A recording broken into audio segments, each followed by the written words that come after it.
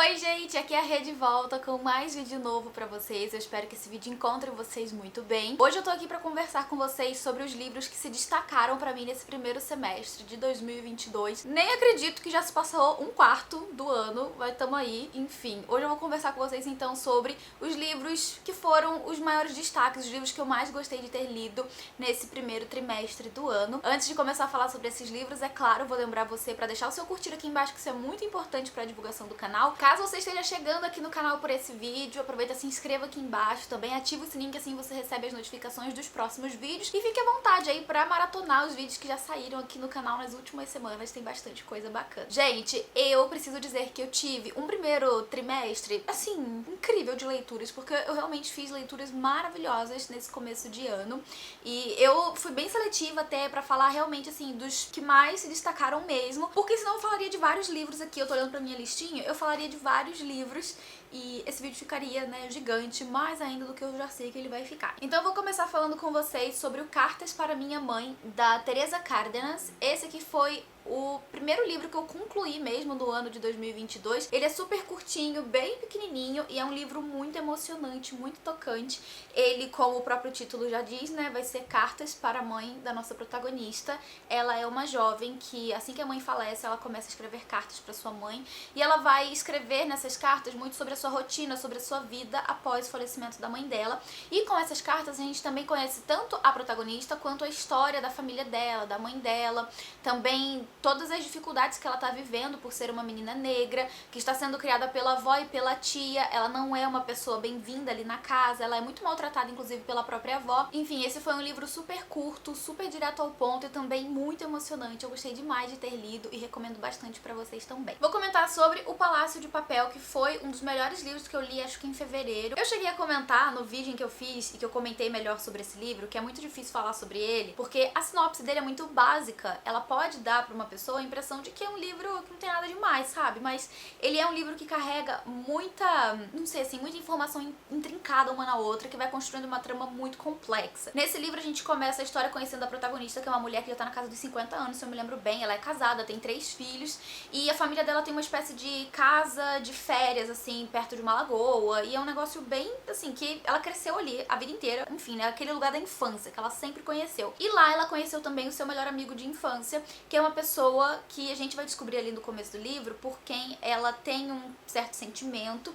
Ela vai descobrir que ele também contribui a esse sentimento. Na verdade ela já sabe disso há algum tempo, só que no começo do livro a gente vai descobrir que eles passaram a noite juntos, ali na mesma casa em que tá a família dela, que tá a mãe, que tá o marido, que tá os filhos, enfim. A gente começa o livro com essa bomba. E a partir daí o livro vai se intercalando entre presente e passado na narrativa, e a gente vai tendo também pontos de vista que vão focar em personagens diferentes. Então a gente conhece muito detalhadamente essa família, muito também da mãe dessa protagonista, da avó dessa protagonista, coisas que a gente vê que aconteceram, né, na vida dessas gerações anteriores e que a gente vê que são meio que erros que vão se repetindo nas gerações seguintes. Só que a gente também tem toda essa questão envolvendo esse relacionamento dela com esse melhor amigo, e a gente passa a leitura inteira, né, nessa tensão de tentar descobrir e ver logo de uma vez por todas o que ela vai fazer da vida dela, sabe? Ela vai abandonar o marido pra ficar com o amor da vida dela, né, da infância, ou ela vai continuar com o marido e vai ignorar o que aconteceu. Então a gente fica, né, nessa tensão o livro inteiro. Preciso dizer também que esse livro tem um personagem absolutamente odioso. Gente, assim, eu não lembro de ter sentido tanta raiva por uma pessoa enquanto eu senti por esse personagem, porque a autora constrói toda a história de uma forma que parece tão real, sabe? São pessoas reais com seus erros, com as suas falhas. Então a autora traz essa história que é tão real que quando ela traz esse personagem, você também imagina ele como sendo uma pessoa muito real, muito crível, sabe? Então o ódio que eu senti por essa pessoa, ela, assim, ele existiu, ele foi real. Mais um livro incrível, favoritado aqui no canal. Precisamos falar sobre o Kevin. Gente, essa leitura foi um estouro, foi arrebatadora. Eu tive, enquanto eu li esse livro, tantos pensamentos que eu, assim, teve uma hora que eu precisei parar pra poder colocar tudo em ordem, porque eu fiquei, meu Deus, isso aqui é realmente uma surra de informação, sabe? E que gera na gente também, assim, muita reflexão. e muitos sentimentos conflitantes, porque esse livro gira em torno do assunto da maternidade, mas a gente conhece a história dessa mulher desde antes de ela ter o filho dela, né? Então a gente vai conhecer um pouco sobre ela, que é uma mulher que é estrangeira, né? Ela vem de uma origem romena, se eu me lembro bem, mas ela vive ali nos Estados Unidos, em Nova York. Do casal ali, ela é a pessoa que é melhor remunerada, que tem uma carreira, né, que, enfim, é mais sólida, e em determinado momento do casamento surge essa ideia, né, esse assunto dos filhos. Então o marido quer ter filhos, o marido idealiza aquela família comercial de manteiga, sabe, bem típica dos Estados Unidos, e ela, por outro lado, não quer ter filhos, mas em algum momento ela vai acabar engravidando do Kevin, que é uma criança que desde o começo é muito peculiar, pra dizer o mínimo. E aí, com o passar da leitura, a gente vai entendendo mais esse relacionamento de mãe e filho, que é completamente fora do, digamos assim, o padrão convencional, sabe, desse tipo de relacionamento. E a gente também tem ali logo no começo do livro a informação de que o Kevin, ele abriu fogo na sua escola, porque o livro ele é narrado como se a mulher estivesse escrevendo cartas pro seu marido sobre essas situações que ela viveu, né, no passado, sobre o seu relacionamento com o marido, a sua questão com a maternidade, coisas que ao longo do tempo ali ela foi percebendo com relação ao filho dela. Enfim, é um livro muito complexo, cheio de muitas tiradas e também cutucadas, sabe, que a gente vai recebendo ali ao longo da leitura. Tem um vídeo aqui no canal em que eu falei com mais detalhes sobre essa minha experiência com o livro, vou deixar aqui embaixo, mas essa é uma resenha dupla, que no começo do vídeo eu falo sobre Tudo é Rio e depois eu comento, foco mais ali em precisamos falar sobre o Kevin. Então se você tiver interesse exclusivamente na parte do Kevin, tem a minutagem também, então você pode clicar lá e ir direto pra minha opinião e, enfim, é mais detalhada com relação a essa leitura. Outro livro que foi um queridinho aí nesse começo de ano foi O Jardim Secreto. Esse livro foi uma das leituras coletivas com o pessoal do Catarse, foi a nossa leitura de número 2 e eu gostei muito desse livro. No começo do livro, na verdade, eu tava imaginando que eu não fosse gostar tanto, assim, né, da experiência, porque a gente tem aqui um romance que foi publicado no ano de 1911 e o livro em si, né, foca numa menininha, numa personagem que é criança, acho que ela tem uns 10 anos quando o livro começa, e ela é filha de pais ingleses que vivem na Índia. Então ela é indiana por nascimento, mas em algum momento aqui no começo do livro ela vai perder os pais e em razão, né, de ter ficado órfã, ela vai ser levada então para a Inglaterra para viver com um tio lá do interior da Inglaterra. E a partir daí a gente vai ver, né, todo o desenvolvimento dessa personagem nesse novo ambiente e conhecendo uma nova realidade, porque ela foi uma criança muito mal criada. Ela foi criada na Índia, super isolada do contato com outras crianças, e o contato que ela tinha com pessoas era um contato muito tóxico, sabe? Era um relacionamento muito abusivo que ela tinha com os próprios empregados, que eram as pessoas com quem ela tinha contato.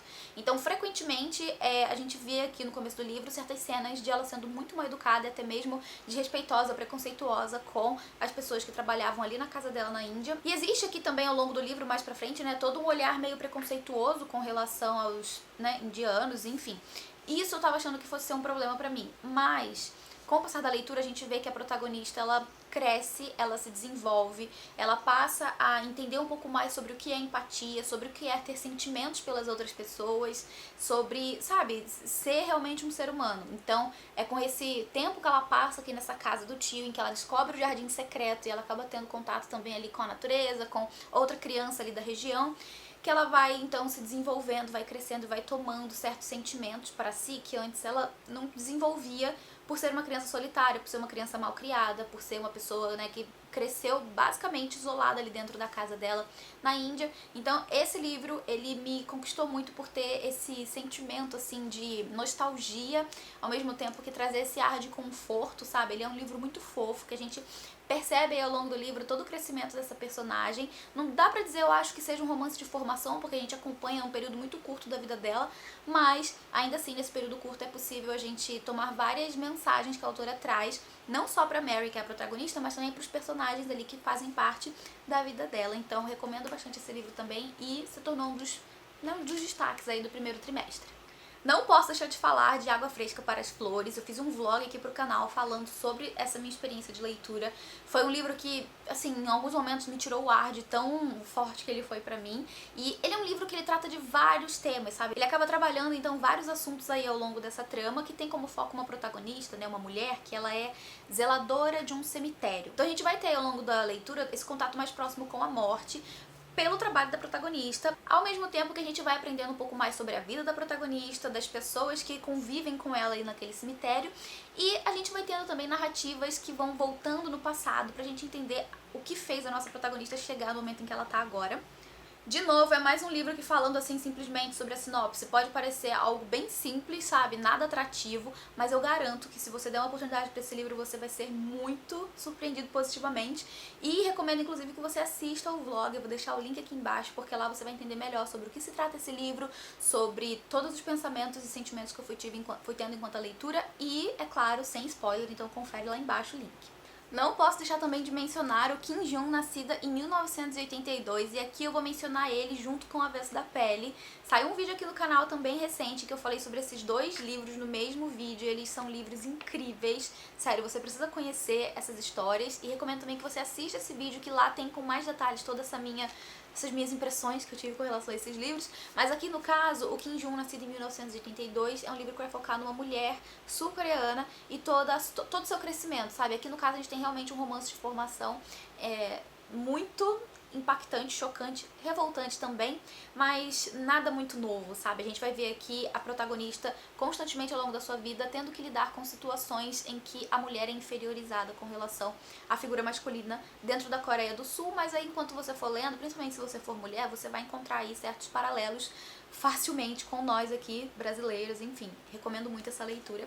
E O Avesso da Pele foi um outro livro que eu amei demais, que é um livro que vai focar num homem que nasceu no Rio de Janeiro, se mudou pro Rio Grande do Sul, e no Rio Grande do Sul ele precisou lidar então com preconceito com relação à sua cor e com outras situações ali envolvendo a situação da sua vida. Só que esse livro ele é narrado de uma forma muito interessante, porque a gente tem um personagem narrando pra gente essa história, então a gente meio que tem uma história contada por um personagem que a gente vai conhecer mais pra frente, sabe? Ele é um livro muito bem escrito, a forma como o autor escolheu narrar a história também muito instigante, muito criativa e muito bonita também. É um livro super emocionante que quem lê não consegue terminar ele e sair assim de boa, sabe, impune, tranquilão. Então eu recomendo muito essa leitura, embora não seja uma leitura leve. Agora eu quero comentar sobre dois livros que são leituras super leves, né, romances no caso, que se destacaram na forma como conversaram comigo, como eu reagi a essas leituras. Então são dois romances que mexeram comigo e que eu gostei bastante de ter lido.